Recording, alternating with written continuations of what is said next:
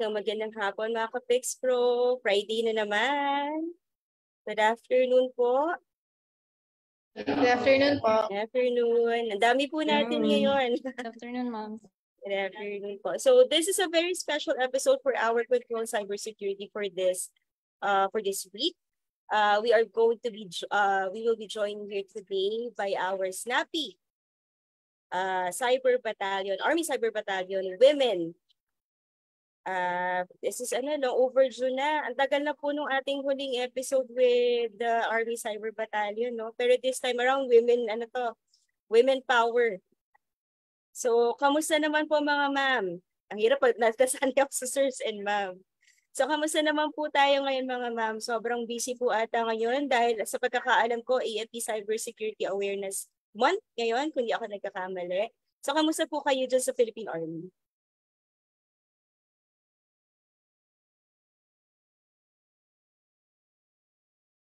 Nako, tahimik sila. Mga ma'am, kamusta kayo sa Philippine Army? Narinig po ba ako? Hello, ma'am. Okay naman po dito sa Philippine Army, dito sa Cyber Battalion, though busy nga po kasi madami kaming ginagawa dahil dito sa ating Cyber Awareness Month. Natatapos naman namin yung mga activities and kumbaga okay naman po yung bawat isa. Nagagawa naman din po namin na maayos yung mga trabaho namin. Naman po. So, bago natin simulan tong special episode, syempre, mas maganda kung makilala kayo makakilala kayo personally ng ating mga audience. Kasi last time may mga artista tayong kasama dito sa sa Cyber Battalion, kaya lang puro Di ko alam kung manginginom ba o pero mga sikat sila. Pero ngayon, sige, tingnan naman natin. Sino ba yung mga ipinagmamalaking women warrior, cyber warriors ng ating Army Cyber Battalion? Kanina po tayo magsisimula? Most junior, most senior, most experienced, o mas maraming trabaho? Hey ma'am, good afternoon. Ako na lang po mag-start yung pinaka maganda ma'am. Hello everyone, good afternoon. I'm Captain Marie-Elaine Ibanez, the designated personnel officer of Cyber Battalion. Yun lang po, ma'am. Hello, ma'am. Batang-bata, si Captain Ibanez. So, sino naman po ang susunod nating ipa-PowerPoint? Hello, ma'am. Good evening. Yung pinakabata po.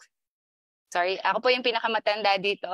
Bali, good evening po. I'm Staff Sergeant Doreen May Refamonte, Adjutant General Service, Philippine Army.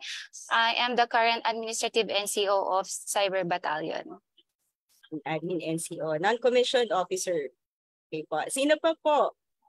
Good afternoon, ma'am. PFC Dayan V. Aldenese po.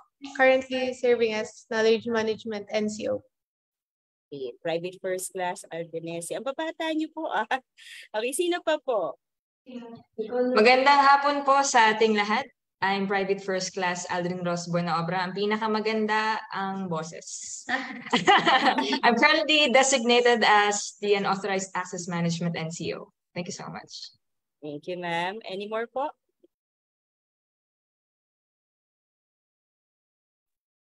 Good afternoon, ma'am. Sige na. Sige, ma'am Jean. I'm Private First Class General Laika Mauricio, ma'am, designated as Digital Forensic Non-Commissioned Officer, ma'am. Thank you.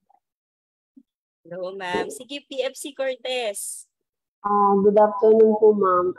Ako po si Private First Class Jean Erica Cortez, designated as Cybersecurity Awareness Specialist po. Thank you, ma'am. Nice to meet you, PFC Cortez. Meron pa po ba? Si Ma'am Lem, parang hindi ko pa naririnig ang boses nito ni ma'am. Good afternoon, ma'am. I'm Lemery Lorraine Perez from Cyber Assets and Risk Management Company, and I am currently designated as Threat and Vulnerability Analyst. Thank you, ma'am.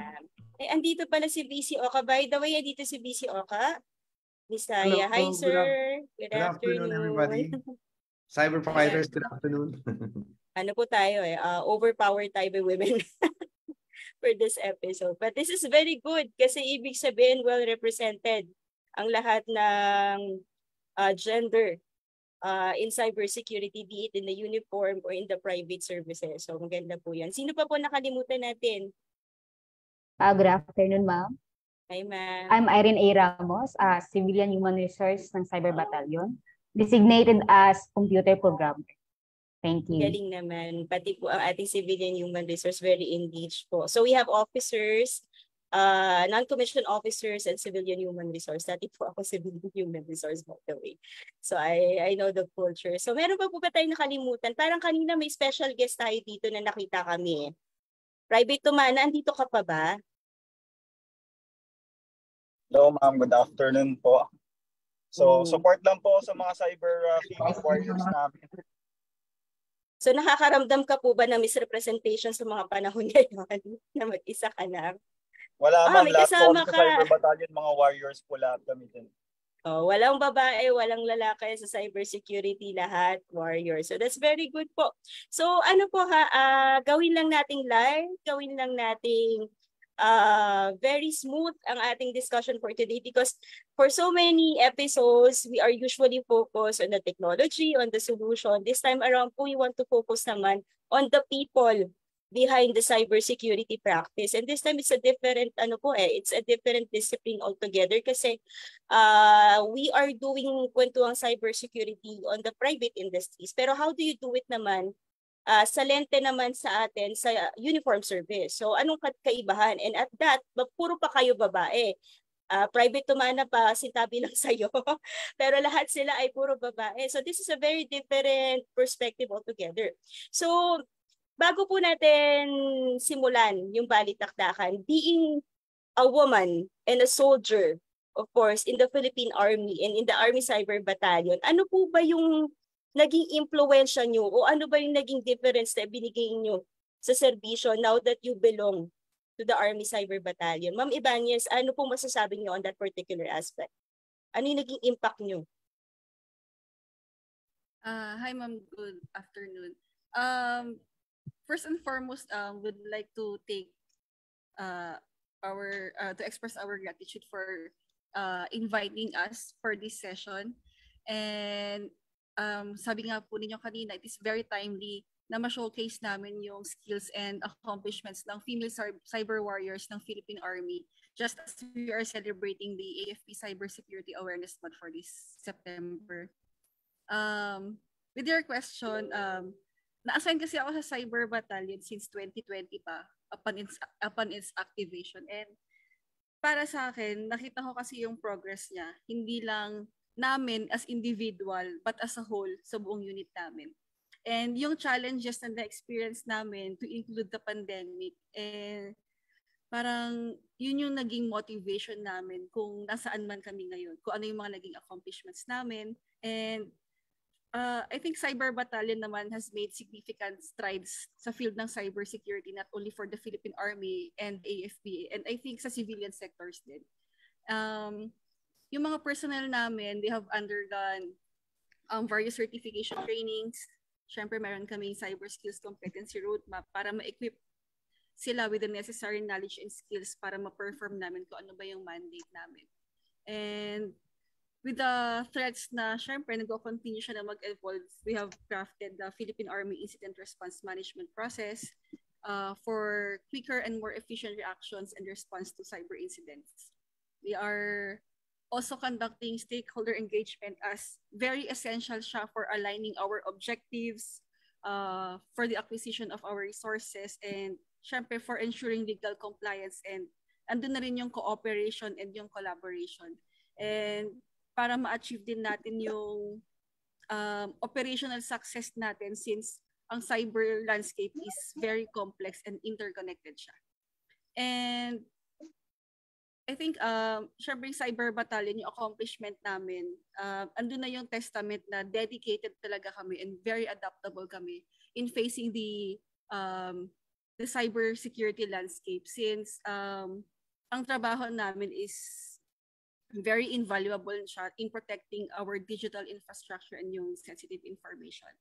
With regards naman sa amin sa female cyber warriors, the Cyber Battalion, to share lang, 15% lang ng total strength ng Cyber Battalion ang females, so masyadong maliit. we are only 19. Yan. Pero kahit maliit yung number na yon, the accomplishments, very laudable naman siya. Kasi with the involvement of the female personnel ng Cyber Battalion, it is beyond gender diversity. It's about enhancing yung overall capabilities ng Army at ng Cyber Battalion para ma-perform namin yung mandate namin in protecting the Philippine Army cyberspace. And yung female namin, they have their own unique perspectives, meron silang mga skills, and lahat tayo merong leadership qualities na nagko-contribute para maging versatile tayong lahat. And very crucial siya, syempre, sabi ko nga kanina, constantly evolving, tsaka yung complex nature ng cyber threat sa modern world ngayon. And idagdag ko na lang din na yung kami as female cyber warriors, we also serve as role models and mentors para ma-strengthen namin yung cohesiveness and performance ng battalion namin. And for our further discussions pa, I believe na we will get to know more kung ano ba talaga yung mga roles ng mga cyber warriors natin. Yun lang po sa akin, Miss Arlene. Thank you, ma'am. BC Oka, does it make a difference po ba if a person is a male or a female when it comes to cybersecurity? Does being a female give you an edge in terms of practicing the discipline? So the value of inclusion in everything we do, even in cybersecurity. So I think they will bring a different perspective, no, to the cybersecurity profession as well as practice. And this is the reason. If you look at even in the US, diba? I mean, the leader of the CISA, as we all know, diba, is a woman, no? It's a female, no? So then dami pa. And as a matter of fact, I think si Captain Mariel is also a winner, no? I think we also want to take this opportunity to congratulate, no, on behalf of PixPro and of course the cybersecurity industry in the Philippines. So si Captain Ibanez is an Asian top woman in security, cyber security awardee, di ba, for the Philippines. So I think congratulations. So yun pa lang, medyo masasabi natin na wala atang panalong men ngayon. So meaning I think the female on top of that, they're also winners in their own field. Kasi sabi ko nga, they bring a different perspective to the profession and the practice. So again, sabi nga 19 lang sila, but in the Army, tama ba Captain Marie? But hopefully your minions will grow more so that we can have more of you in our profession, kasi we need that even in the country, di ba? So we need more female cyber warriors. Okay, so thank you for inspiring a lot of female and male not only to be part of the profession but also to be winners, di ba? Yung importante yun eh. If a woman can be a winner, men, just like me, we should be winners as well. So again, it's a way, an inspiration to everybody, these men and women in the Philippines, to be excelling, in the practice of cybersecurity in our country and hopefully globally. Thank you very much, BC Oka. That's true. The world of cybersecurity is so big, and everybody can have their own place in this particular spectrum. And it so happens na maganda kasi na parehong may equal representation across all genders because we complement one another. So even sa PixPro, we are very well represented in terms of gender. So gender responsive tayo, may gender equality tayo, and we empower each other. So that's very good. And tatahitahimik lang yan si Ma'am Mariel, pero panalo pala siya. Hindi siya nagsasalita. Yes, we've seen that. Congratulations. Yes, hindi lang niya itinayo ang bandera ng mga babae at ng Cyber Battalion, but tinayo niya ang bandera ng buong Pilipinas because yes, we are being recognized, being Filipinos at that, in the ASEAN stage. So napakagandang magandang accomplishment po yan para sa atin, especially you are representing the uniform service. So ma'am, curious lang ako. And this goes as well to everybody po. What is your current, bago tayo pumunta doon sa current designation nyo, sino po ba kayo bago kayo naging mga sundalo? Kayo po ba ay nalinya rin sa cybersecurity? O dito nyo lang nakilala ang cybersecurity nung kayo ay naging sundalo? Si Ma'am Buena Obra po kaya. Ang sarap ng ngiti ni Ma'am, oh. Yes, good afternoon po. Before I answer that question, Ma'am Arlene, on behalf of the female cyber warriors, I would like to extend the warmest of gratitude to PixPro for having us here sa hashtag Kwentuhang Cybersecurity. And of course, a huge kudos sa snappy Cyber Battalion commander namin, si Lieutenant Colonel Rodrigo F. Quinto, sir. Maraming salamat, sir, for allowing our voices to be heard sa mga ganitong klase ng platform, which I highly believe na massive moral boost lalo na sa mga kababaihan sa mundo ng parehong military and cybersecurity. So, before ako ma-assign sa Cyber Battalion, ang previous job ko is pwede ba i-disclose yan? Sa Accenture. So, align pa rin siya sa cybersecurity kasi more on security kami on MIS. So, nag-handle kami ng nag-secure kami ng email na incoming and yung outgoing emails namin. So, yun. Align pa rin siya sa cybersecurity. And anything else na? Questions pa ba? Eh ngayon, ma'am, now that you are in the uniform service, ano yung mundo naman na kinaharap mo in terms of cybersecurity now that you are belong to the Cyber Battalion?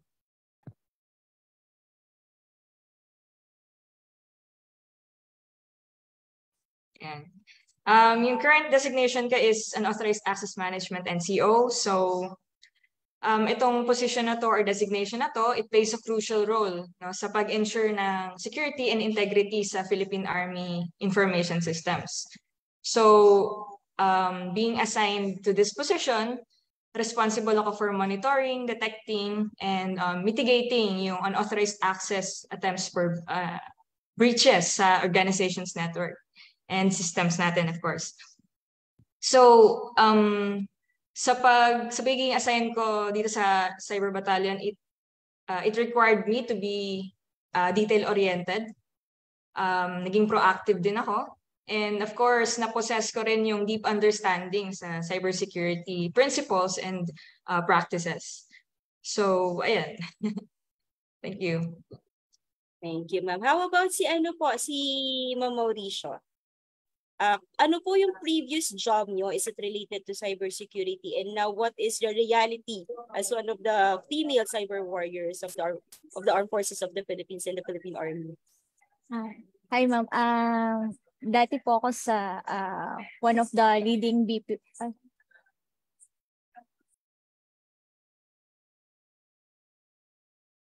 Yes, ma'am. Hello? Okay naman po. Loud and clear. Okay. Ay, sorry. Dati po ako sa one of the leading BPO company. So, isa po akong software engineer dati. Aligned siya sa software development with international clients mo. So, malayo siya sa current job ko ngayon. Today, I'm here in Cyber Battalion and designated as Digital Forensic NCO, ma'am. And this designation involves more on investigation after cyber incidents occur po. And this also includes the recovering of data, recording ng mga evidence for the cyber incidents, ma'am, and securing yung mga digital storage devices din po. And yun sa pag-analyze kung paano ba nakagain ng access sa network yung mga hacker. Alam mo.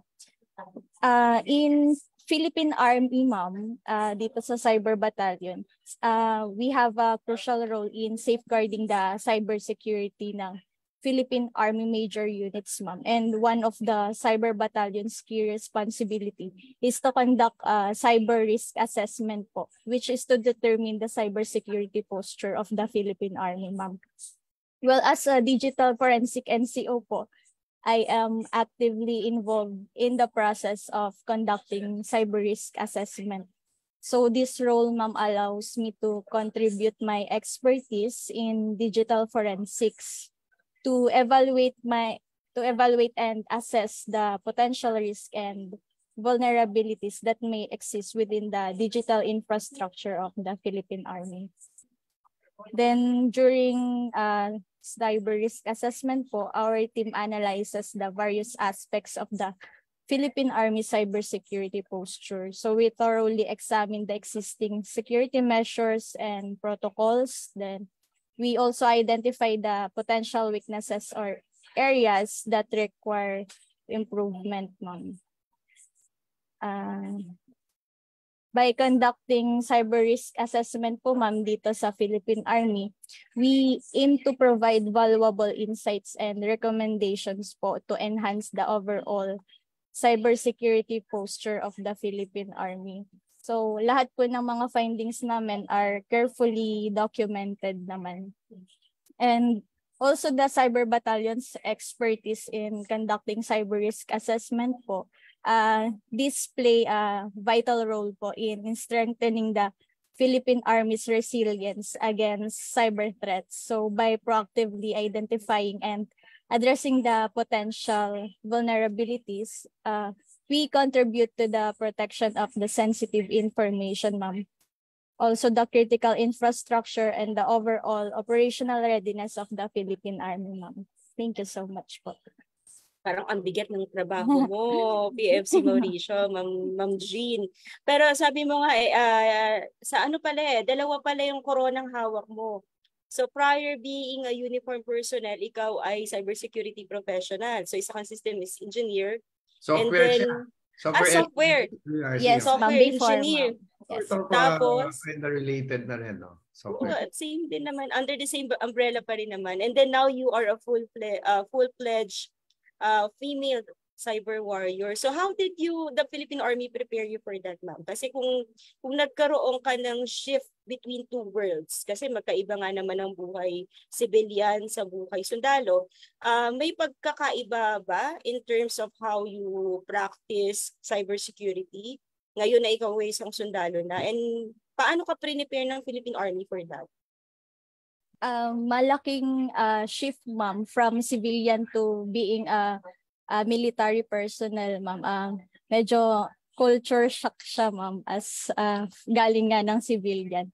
Then, maganda po yung parang naging programs namin dito sa Cyber Battalion, ma'am. Kasi binigyan nila kami ng trainings from basic to medium to advanced trainings, ma'am, para ma-prepare kami readily as cybersecurity practitioners po, ma'am. It's good to know, no? BCO ka, very fundamental talagang training and certification programs, especially in fortifying and empowering our people, whether be it on the uniform service or in the private sector. Kailangan po talaga, very fundamental. At maswerte ang Philippine Army kasi very much supported kayo ng inyong command when it comes to that. How about you po, Ma'am Dem? Hi, Parang good lagi afternoon, nabibigla ma'am. si Ma'am Dem sa akin. Parang naramdaman niyo po na gusto kong sumagot.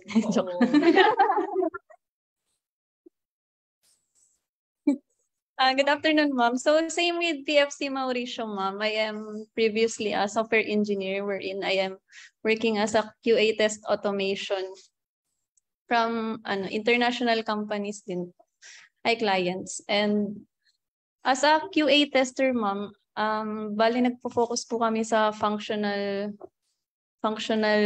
ng mga systems and also security. Bali marami po kaming fino-focus pagdating sa testing ng mga system. So pagdating ko po sa Cyber Battalion, bali focus po sa cybersecurity ng isang system. So parang mas naging madali po siya kasi sa isang area na lang po ako nakafocus. Hindi na po sa iba't ibang may functional, may usability pa ng system. Tapos na-realize ko rin po na sobrang lawak po pala ng cybersecurity. Hindi lang siya yung basta-basta na kung ano yung tinetest namin sa system na yun, kung ano lang yung nakalagay sa manual test scripts, yun lang yung susundin mo. Marami pa palang gray areas na kailangan mong tignan. Hindi lang yung kung ano yung nasa manual testing. Kailangan marunong ka rin mag-explore para ma-make sure mo na secure yung system na tinetest mo. Yun po yung na-realize ko nung napunta po ako dito sa Cyber Battalion. Thank you, ma'am. Pero wala namang halong pagsisisi, ma'am. At this Wala naman point. po, ma'am. Sobrang calling din kasi talaga ma'am, kasi Yes, ma'am. coming from a not different sector kasi kumbaga congruent naman yung sector na pinagmulan nyo. Pero coming from the private practice going to the government service, kumbaga lahat hinubad nyo. Kasabay na pagsusuot ng inyong combat boots. At malaking switch po talaga siya. So, walang halong pagsisisi at this point talaga, ma'am. Wala po. Pero question lang din po sa aspect. Kasi alam naman natin na when we embrace the military service, there are certain things from the civilian life na kukubarin natin. So, isa na dyan siguro yung mga pinag-aralan natin from the past. Kung ano yung mga natutunan natin kasi it's a totally different world Na-encounter nyo ba, ma'am, na nung kayo ay yumakap sa servisyo na hindi nyo na ba nagagamit yung napag-aralan nyo or mas hasang-hasa kayo ngayon? Kasi iba rin ang treatment ng Philippine Army when it comes to cybersecurity. Pakiulit po, joke. Kasama daw sa Promex yan. Kasama po sa Promex yan. Bali po yung pag-switch ko naman po dito sa military. Nung una po, sobrang culture shock po kasi nung umpisa pa lang po, hindi ko rin po talaga alam na sa Cyber Battalion po ako mapupunta. Kasi akala ko po, mapupunta ko dun po sa unit na may coding, ganun. Tapos po biglang nag-open po ng door sa Cyber Battalion. Tapos, hindi naman po kami pinabayaan din ng Cyber Battalion. Simula po nung nag-uumpisa pa lang po kami, marami po silang provide na training para po mahasa po kami sa field na napuntahan po namin. Tsaka marami rin pong nag-guide sa amin, yung mga kapwa po namin special enlistee. Nagtutulungan po kami para ma-make sure po na yung goal po ng Cyber Battalion is na-i-implement pa rin. Yan. Mas bigger cost din po kasi siguro talaga when you are in the service kasi you are not just securing your systems, you are securing a nation. Yes. And the Filipinos are counting on you. So mas mabigat yung responsibilidad na nakaatang sa ating mga balikat kasi hindi ka lang basta nagsesecure ng isang kumpanya, ng isang battalion securing the future of the whole Filipino nation. So tapos babae pa kayo at that. Hindi lang kayo babae pa talaga kayo. So very much appreciated ang service niyo mga sirs and ma'ams. How about you, ma'am? Yes, mayroong tinitingnan ko kasi comment dito sa how to join, ma'am, kay Joby Kino, Yes po. And sabi naman ni Inet, my ultimate dream, maybe might to be uniform women. Mabuhay po kayo, mga moms. Yan. Tumatanggap pa po ba? Marami na kayong na-inspire. Pero sabi nga ng ating mga women cyber warriors, di ba, sa army,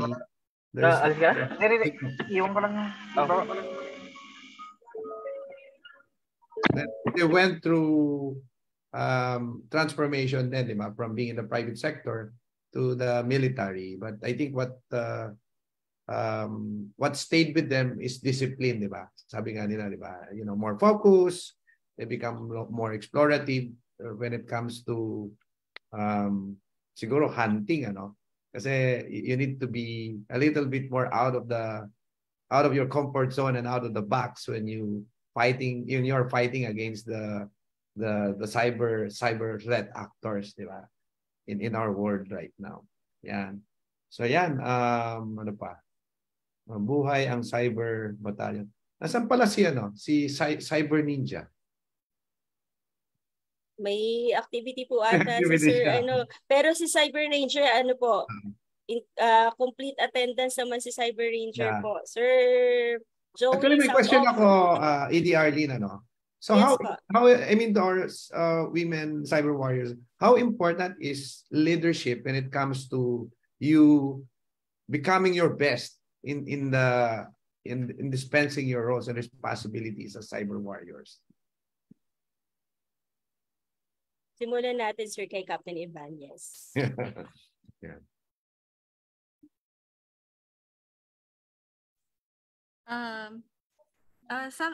Sa akin, sir, in my own ano lang naman, sir. Very, excuse lang po, sir.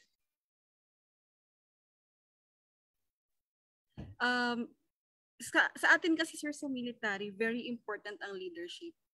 When we say leadership, hindi lang naman yung ano tawag dito, in leadership kasi parang it's not like empowering, pero for me, it's influencing. It's how we influence yung mga peers natin, yung subordinates natin, and maging foundation nila yon, and maging yun din yung makatulong sa kanila for them to develop as future leaders. Kasi darating ang time na aangat tayo sa position natin, and kailangan meron tayong i-build up na mga personnel na pwedeng pumalit sa atin. So para sa akin, very important ang leadership for us to influence and to develop yung mga personnel natin. So developing the next set of leaders, no? Para mapadami pa. Yeah. Yes. So very good feedback. So actually it's very, very important, no, Arlie? Sabi nga, influence, of course, good influence, di ba? Hindi bad influence. Work ethic and so on and so forth, di ba? So yan. I think the others are in good hands, no? You know, taking from the words of Captain Ibanez, you know, that she's actually honing, or one of her push is really to hone more leaders who can be like her in the future, no? Yeah. Ano pa ba? Tingin tayo dito, Arlene, baka may mga questions dito. Kasi mukhang marami nang gustong ano eh. Marami silang fans. Oo nga, kasi sabi ni kanina kasi digital forensics kasi very exciting yan eh. How to hunt for what's inside, di ba? Kasi dito sa Pilipinas, sabi nga, ang dami nating hacking eh, di ba? Ang dami nating incidents. So digital forensics is actually very important, no?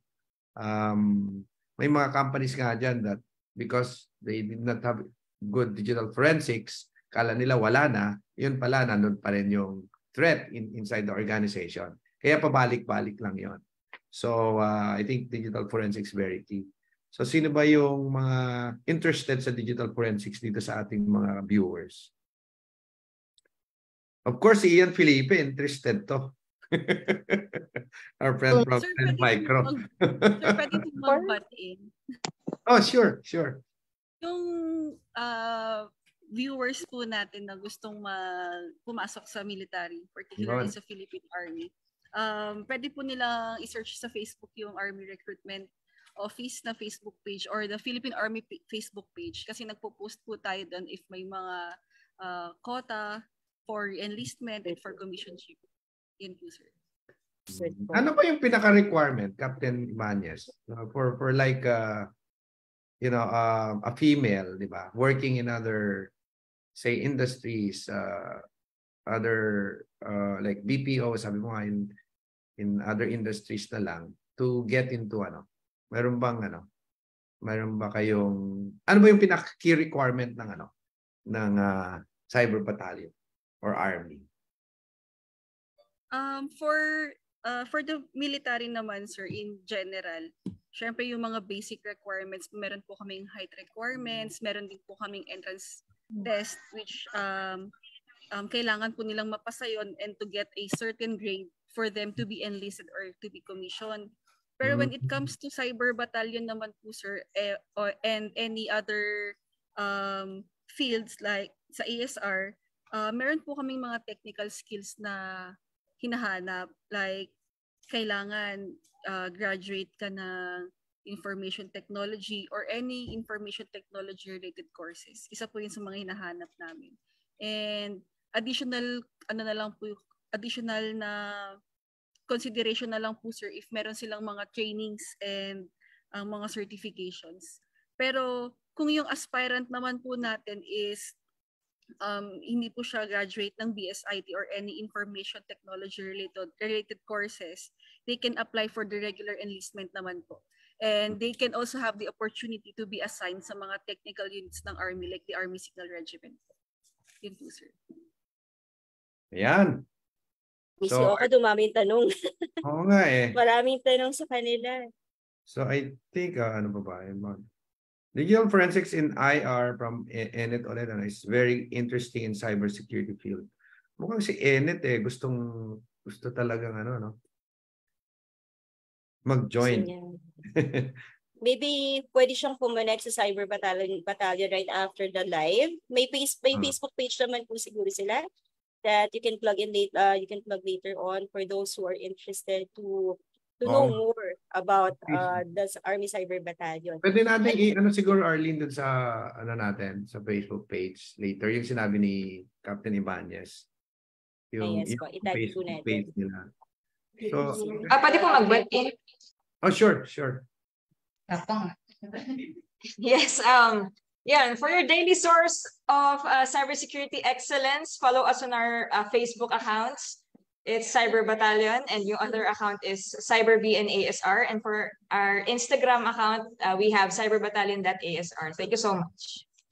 Meron pala kayo sa sila, fully equipped po sila on all aspects. Very social. Very visible sila. Since the game of the cybersecurity is visibility, very visible ang Army Cyber Battalion. May tanong po dito from Patrick Sulit. What is the DFIR framework adopt and look by our Cyber Battalion? So ano po yung DFIR framework na ginagamit natin? If we can say that to the public po.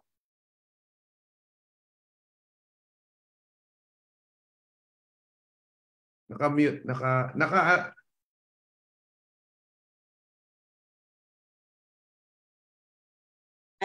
this is, I believe, digital forensic and incident response framework na ginagamit natin sa Philippine Army. Naka-mute ata Naka-mute ata. Sino po, BCO? To answer po that question, with the incident response framework, the Philippine Army crafted our own incident response management process. Naka-angkla po siya sa needs and sa available resources ng Philippine Army. So meron po kaming sariling dinevelop na framework namin na sinusunod. And also with the peculiarities of the service. Kasi there are certain differences in terms of how we perform our duties kapag kayo ay nasa uniform service and outside the private sector. So may mga certain peculiarities and we cannot dive deeper into that because that will be operational security na rin po. But be assured that the Philippine Army, particularly the Cyber Battalion, is doing its best, especially in addressing cases involving digital forensic and incident response. Pero ano po success rate natin when it comes to handling digital forensics and incident response? Hindi naman po tayo nagpa-fluctuate, performing naman po ang unit.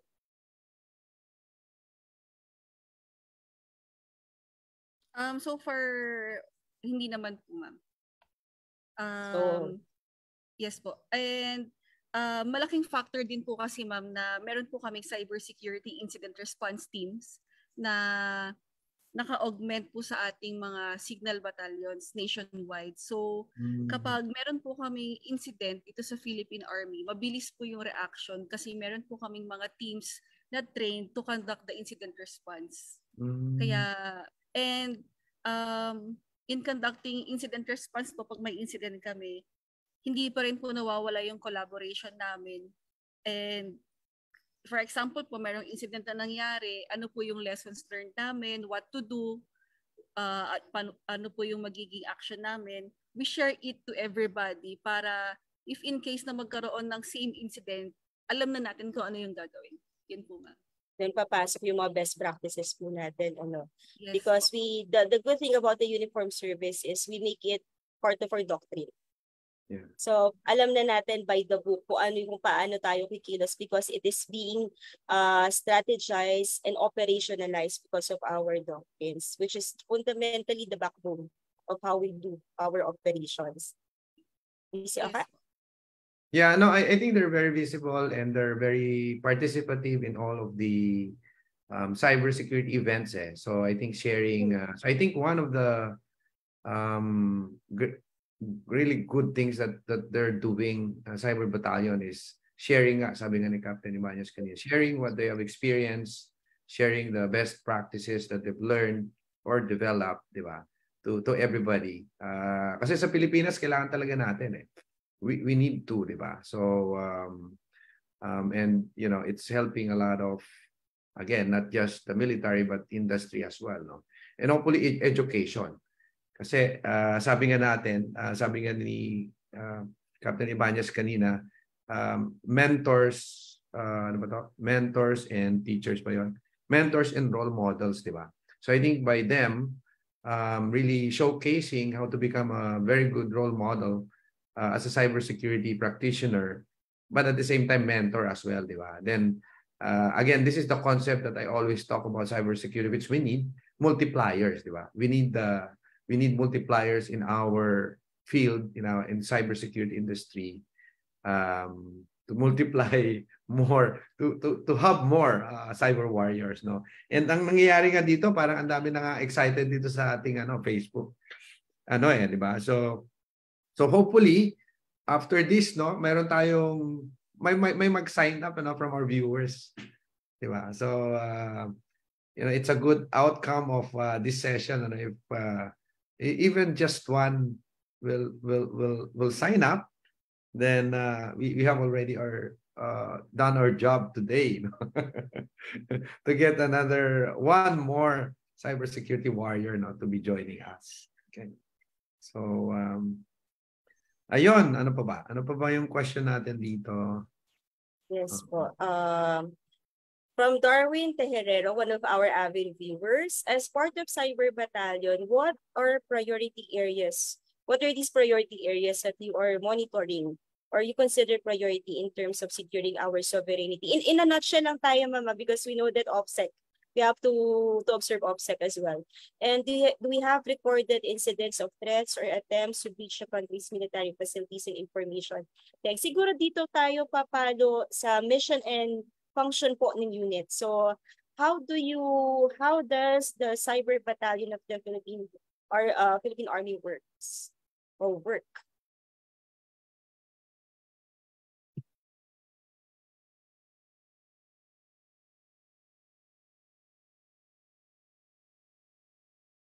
Si Ma'am Cortez parang may gustong sabihin. Excited na yung mukha niya. Nakamute lang si Ma'am Cortez. Nakamute ka, ma'am. Okay. Yes po, ma'am. As for the question po, no, nagkakandak po kami ng yung active and defensive po, no, sa Philippine Army po. So yun po yung usually namin na ginagawa palagi. So i-actively monitor po sa lahat ng network po namin na naka-support doon mismo sa Philippine Army po, ma'am. Ito po ba, ma'am, ay isa sa mga trabaho nyo as part of the Cyber Battalion team? Ano po ba ang role nyo? If I may link this to you, ma'am. So, as for ma'am, ako po, ma'am, sa Cyber Battalion po, ma'am, I am designated as Cybersecurity Awareness Specialist po, no, ma'am. So, ito po yung it plays essential role po sa organization po namin, no, to safeguard our digital asset and sensitive information po namin, no. So, yung role ko po dito is more focused on educating and raising awareness po sa lahat ng Philippine Army personnel about cybersecurity best practices, threats, and mitigation strategies po natin, no. And ito po yung primary goals po dito is to foster security conscious po sa culture and reduce the risk of cyber attack and data breaches po sa Philippine Army, ma'am. So good thing, yes po. Yes, ma'am.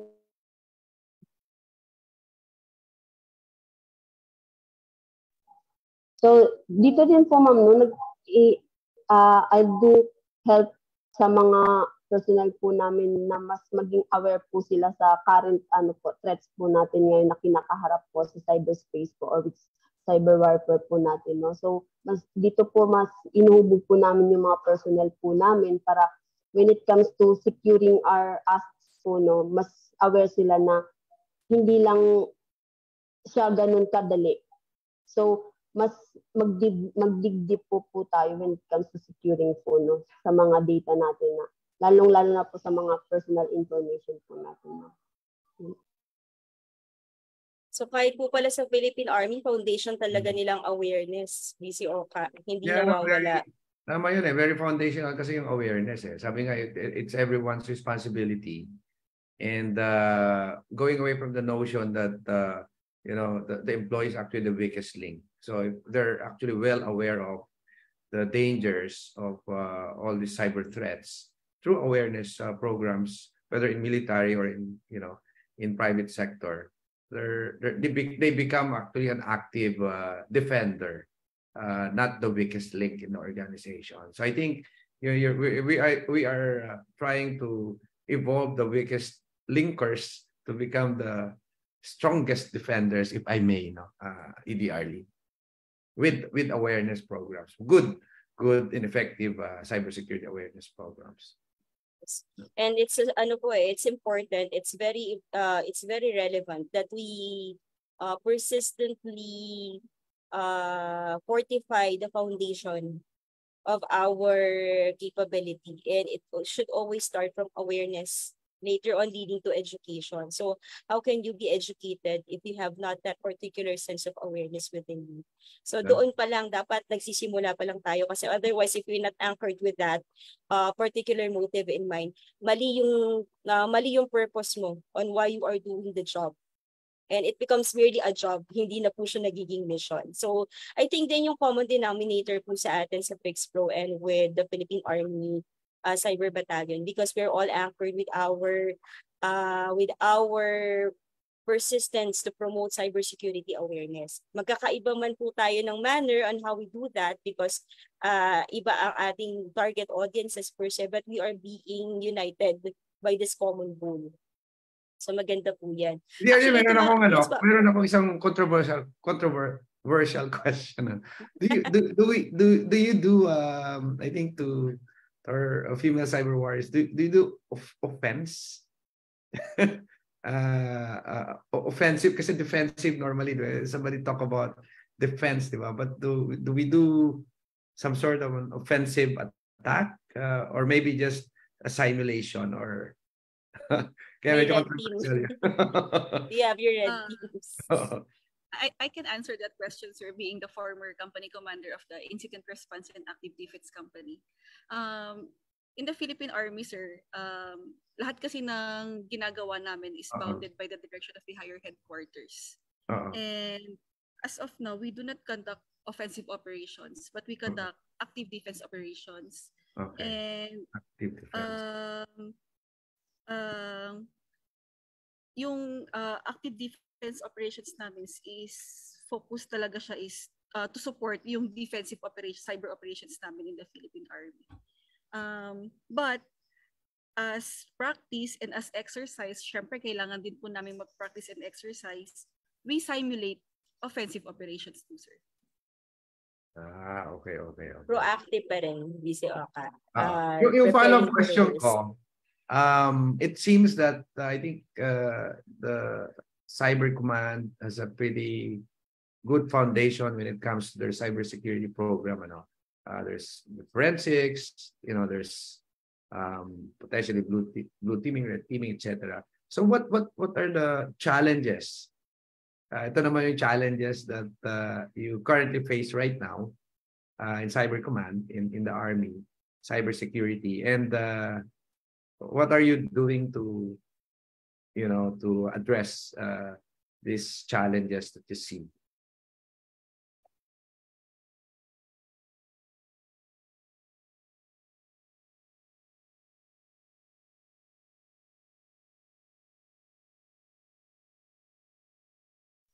Sir, you're asking about the challenges po namin. Yeah, maybe challenges or opportunities to be better, along the way. Kasi I think the threat actors are getting better, diba? And us defenders should be at least at par or even better than them. So I think from the perspective of the cyber battalion, how are we compared to the threat actors? Are we better off, or do we need to study more, get trained more, get exposed more exposure, etc.? Sir, I think big factor na we conduct stakeholder engagements with the private and public sector, kasi with that collaboration and partnership, meron tayong mga threat intelligence fusion sharing. So kami, na-update kami kung ano ba yung latest sa side ninyo. Tapos kami, na-update din namin kayo kung ano ba yung mga namomonitor namin. Yun yung nakikita ko kasing advantage din na meron kaming collaboration with the stakeholders. Na even na hindi wala kaming ganitong equipment, na ipoprovide siya sa amin through threat intelligence ng mga stakeholder partners namin. Okay. And PCO, if I may, itong ating stakeholders, does it go beyond, because we have external stakeholders in the form of our private counterparts? How about those within the military service? Kasi nasa po tayo eh. We have 3 branches of service. So yes po. How do you work? Do you work together in terms of cybersecurity? What would be the peculiarities of that? And paano po nyo kino-complement yung isa't isa given the nature and the differences of your work?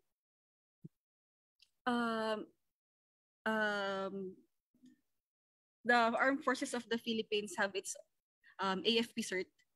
Ang members ng AFP Cybersecurity Incident Response Team or the Tri-Service po, yung Army, Air Force, Navy. So with that cert, dun po nagkakaroon ng collaboration with the threats, with the incidents po within the AFP. Hindi po kasi ako member ng AFP cert, but I am aware na yung collaboration and sila po yung in charge dun sa collaboration and cooperation when it comes to cyber incidents as directed po ni Juliet 6 po namin, Deputy Chief of Staff for C4S. Yes po. As C4S. AFP. And meron kayong counterpart, ma'am, na for the Navy and kumbaga kung merong cyber battalion kay Philippine Army, meron din pong cyber unit si Air Force, meron din pong cyber unit si Navy, and meron din pong cyber unit for the AFP. For the entire I think PCO magkakaroon nga sila ng summit. Alam ko kasama po kayo doon. Ang AFP. Yes, AFP sir. Summit, di ba? So, yes, they have a cybersecurity summit. So for those po na who want to know more about the cybersecurity organizations that belong to the Armed Forces of the Philippines, I hope this would be aired in live via Facebook so that everybody would know that cybersecurity exists in the Armed Forces of the Philippines. And very visible naman ang Philippine Army when it comes to that po. Yeah. So for those who want to attend, I think it's open naman natin to the public or for invitation ba yan? So that we will know more, di ba, about what our AFP is doing, how they're protecting not just our physical lives but also our digital lives, di ba? helping protect the cyberspace. So, wow! Ang ganda ng usapan natin, Hindi Arlene. Mag-alas 6 na. Parang Kaya nga tayo po mag-spend ng At ang 1 hour Pero, ang dami pang tanong, BCO ka. oo. Mukhang kailangan pa ng part 3. Oo nga Kailangan natin. Kailangan po. And hopefully we can also bring along other cyber warriors, not only in the Philippine Army but also across all the other branches of service. Pero kayo ang simula. Kayo ang kayo po ang nag-strike ng first hammer blow when it comes to cybersecurity. Salamat sa Hindi Arlene, sa Cyber Battalion. Ma'am, thank you po for your daily postings sa Cyber Battalion FB page. So, ibig sabihin, they're follower na, no? Meron na silang followers. Madami ng chismis sa cyber sa inyo na lang ako tumitingin ng posting. Maraming naman, How to discern from all the noise, di ba? How to surface the real stuff out of the noise. Yes. That's really very important. And I think si Ikor, o Yok Nab, ang hirap, but I think he or she is finding what's real in the Cyber Battalion FB page. So congratulations Cyber Battalion again, for the service you're doing, ano pa ba? BCO ka siguro, ito po yung suggestion ko for the last question for our female warriors here. From Sir Albert Remo, one of our avid followers and viewers po, how do you create a balance between being a cyber warrior and your personal life? Be it you're a doctor, a mom, a wife, a girlfriend. May social life pa po ba kayo sa dami ng trabahong binigay sa inyo ni Sir Rod? Sir Rod, hello. Oo nga, magandang question ito. Lahat po ng may sama ng loob, ilabas na. Oo nga Baka kaya wala si Commander Rod. Yan, sige. Antayin natin silang actually, pretty young, pretty young cyber warriors. Ang daming bata po. Family prop, potentially. So, it would be very interesting to hear from you, ladies. So, I think I can ask the question to to Staff Sergeant Refamonte. Kasi may hugot po ba yan? Staff Sergeant Refamonte is a mother, a wife, and a cyber warrior. Pero fresh na fresh yung ma'am. Thank you, ma'am and sirs. Sir, actually po, being the administrative NCO and of course, ako po yung most senior female enlisted personnel dito sa Cyber Battalion.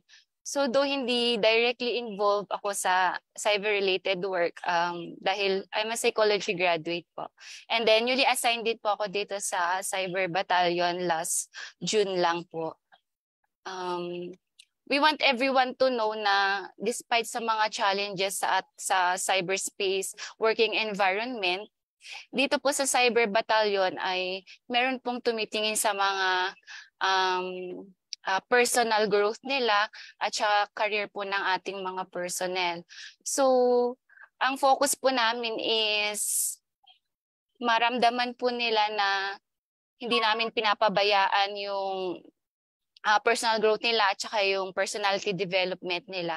Actually po, we have the parang program, yung mentoring, coaching, and counseling. So we advocate that para if they felt parang pag may mga challenges silang nasusubukan or pinagdadaanan or siguro medyo na-stress because of the work, so they have their mentors, they have their coach. Meron din po silang counselor. So nagka-counsel po ako being a psychology graduate.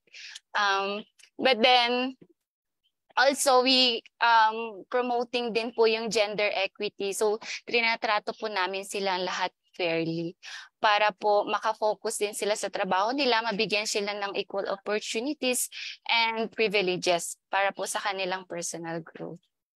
Yan po. Maraming salamat po. Kaya, sa mga aspirants po na gustong maging cyber warriors, hindi po namin kayo pinapabayaan, hindi lang po puro trabaho yung binibigay namin. Kumbaga, there's someone na binabalance po yung work at saka yung trabaho, work and personal life nyo.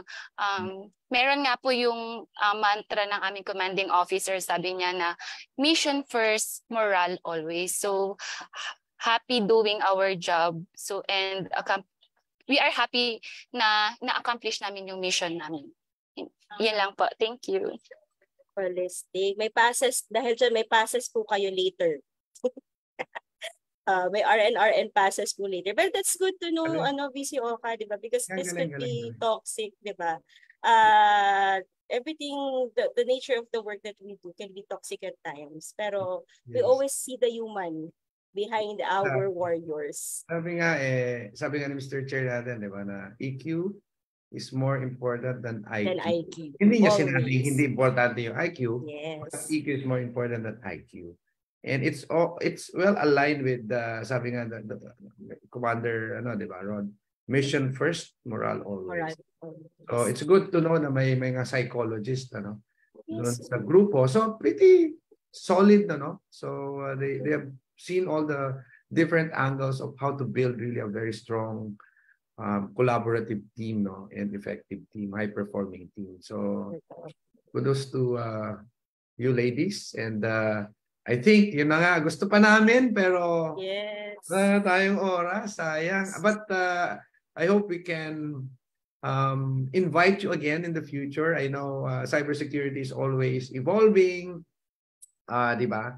So maybe you have new roles, new leaders. Sabi nga ni kanina, Captain Ibanez, di ba? She's really helping new leaders to surface, and maybe next time baka mayroong bago, di ba? And then we can celebrate. But we really thank you for spending your 1 hour with us, and of course to our Facebook friends, who I suppose are inspired, not just the women who are watching today or tonight, but also the men. Talong-talo tayo ni Captain Ibanez kasi winner ng ASEAN yan di ba? So, tayo rin, kaya natin yan. Mga kalalaki yan. Di ba? Yes, VC Oka. Anyway, thank you very much to our family na po, Army Cyber Battalion family. Thank you for another meaningful session with you. And hopefully po yung mga questions na in-address natin sa kanila during our discussion, I hope the Cyber Battalion will also get back to them. Ma'am, diba, you have your Facebook page naman po. You feel free to reach out to them for those questions that you want to be enlightened with in terms of the nature of their work. And other than that, to our board of directors, national officers po who watch the show with us, thank you po. To VP Ruby, who's always always there to support us. Medyo lang po, may technical issues. Maraming salamat po to our chairman, of course, Sir Angel Redoble. And VC Oka, thank you very much for joining us today, despite a very hectic schedule. Always, my pleasure. Mabi, I'm here actually. Kanina lang magkasama tayo, VC Oka. Really good to listen to our female cyber warriors from the Army Cyber Battalion. So we are inspired, and I think I'm pretty sure about it. You're inspiring so many people, given the fact that some of the comments, they're watching your Facebook page. They want to use whatever points or information that you're giving in that page. So maraming salamat sa inyong serbisyo, not just in securing of course kasama na yun our physical lives, but also our digital lives. So thank you and have a great weekend. So Edie, ano ba yung huli nating just what like our Mr. Chairman, Mr. Angel Redoble used to say, sa cybersecurity, usually we have our weekend, so tomorrow would be Saturday, pero sa atin sa cybersecurity, samahan niyo po ako, happy lang. Walang weekend. Meron tayong weekend. Hindi talaga tayo masabay. Magandang gabi sa inyong lahat and keep safe always. Maraming salamat po mga Kapix-Pro. Thank you, Army Cyber Battalion. Thank you. Happy saluto on. Bye-bye. Thank you so much, ma'am. Thank you, ma'am. Regards to Sir Rod. Thank you, sir. Hi, Gali.